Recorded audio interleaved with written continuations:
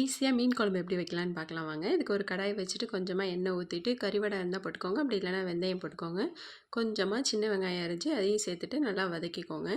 அதுக்கப்புறம் ஒரு 4 பச்சை மிளகா, அதுக்கப்புறம் ஒரு 2 பழுத்த தக்காளி வந்துட்டு நல்லா அரைச்சி இது மாதிரி சேர்த்துக்கோங்க. சேர்த்துட்டு நல்லா வதக்கிக்கோங்க. தேவையான அளவுக்கு உப்பு, ஒரு அரை மூடி தேங்காய் அரைச்சி அதையும் சேர்த்துக்கலாம்.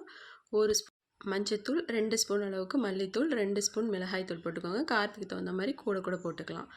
எல்லாத்தையுமே நல்லா வதக்கிக்கோங்க பச்சை வாசனை போகிற அளவுக்கு. அதுக்கப்புறம் கரைச்சி வச்சுருக்க புளியை சேர்த்துட்டு அதையும் நல்லா கிளறி விட்டுக்கோங்க. நல்லா தண்ணியாக கரைச்சி விட்டுக்கோங்க. கொதி வந்து நல்லா கெட்டியாகிற வரைக்கும் குழம்பு நல்லா கொதிக்க விடுங்க.